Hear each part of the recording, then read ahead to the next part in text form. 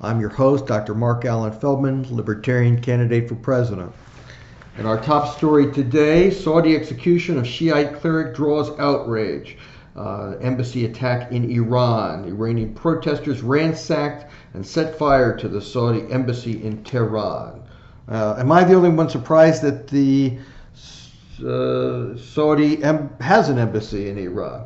But in any event, the cleric Sheikh Nimr al-Nimr was among 47 men executed in Saudi Arabia on terrorism charges. So there are three centers of power, all trying to lead the world's 1 billion Muslims. This includes the Sunni regime in Saudi Arabia, the Shiite regime in Iran, and now the al-Baghdadi cult, a murderous cult that calls itself Islamic State, centered in Iraq. Of these three groups, which is the one that puts the greatest emphasis on freedom, individuality, and personal responsibility? I think it's a tie. This is not something that we should get involved in except to serve as an example of limited government and individual freedom to the rest of the world. Second story, women travel, migrant trail rife with risk from sexual abuses to forced wedlock. This is going over the trials and tribulations of the Syrian refugees.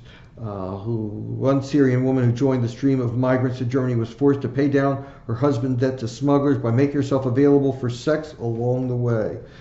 Even when they get to Germany, many of the facilities have no locks or keys, and men outnumber women 3 to 1, dominating numerically as well as otherwise.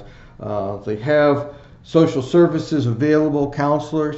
One counselor said that almost all of the 44 women in her care, some barely adults, some over 60, have all experienced sexual violence. It's so bad that the therapists go to their own therapists for supervision twice a month to cope with what they hear. Imagine what it's like to actually live this trauma.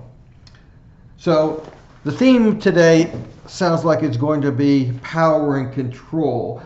The best that they try to do to make life better seems to not help. To try to separate the women from their abusive husbands causes more damage than it helps. So the answer that they find is to bring activities that actually empower the women. Last month, the volunteers started a weekly walk for women. There's now an all-women knitting evening and aerobics class. And on Wednesday mornings, there's shower, nail painting, and grooming sessions. Women go to a cafe across the street for a coffee hour. These methods of empowering women to help themselves so that they can have decision-making on their own, this does more than trying to punish the men or change what are their basic social values.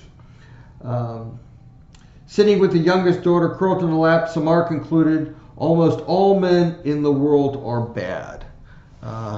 There are very few evil people in this world. I think there are some people who are born with a couple pieces missing, and there are a few individuals who have personalities that are too broken to fix. But there are also very few saints in this world. Most of us fall in the middle, capable of great good or great evil, depending on our circumstances. And it's those circumstances that we need to change. There's no black and white, no good and evil, she said. If we want to help the women, we have to help the men too. And I think that's very true. Next story, wife's cancer prods the FDA on a new drug. Mary Posdor had exhausted the usual drugs for ovarian cancer, and her tumors were growing and her condition deteriorating. Her last hope seemed to be an experimental compound that had yet to be approved by the FDA. Problem is, Dr. Richard Posdor, one of the oncology leaders at the FDA, has been a man denounced by many cancer patient advocates as a slow, obstructionist bureaucrat. There's a difference, though, because he is also Mary's husband. So because she is the wife of this FDA official, it was able to move the FDA in the direction. It shouldn't require a family relationship to get the FDA to be more efficient. The problem, I would think, is because of a lack of competition.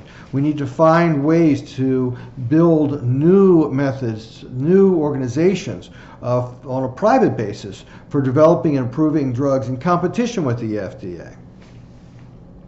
Last on the front page, Trump's lesson from a brother's pain. Watching and learning as an older sibling stumbles. This goes through the issues in Trump's family and how it may affect his development as a candidate. Unlike Trump, who followed in the family business, Trump's father had done a wonderful business developing affordable housing in the boroughs of New York. Trump took a different tact, going after the highest end of the high-end housing in Manhattan. His oldest brother, Freddie, who could have been the heir apparent, but who decided he didn't want to build buildings, he wanted to fly airplanes.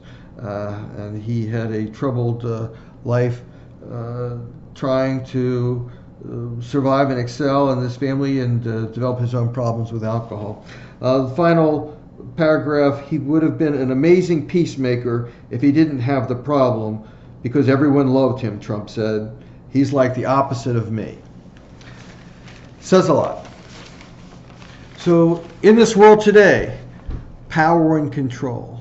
It occurred to me that if power is the power over people, the average person can have power over one person, themselves. And for every person who has power over more than one person, there's someone who has power over less than one. My goal is to return power back to the individuals. Thank you very much, and have a good week.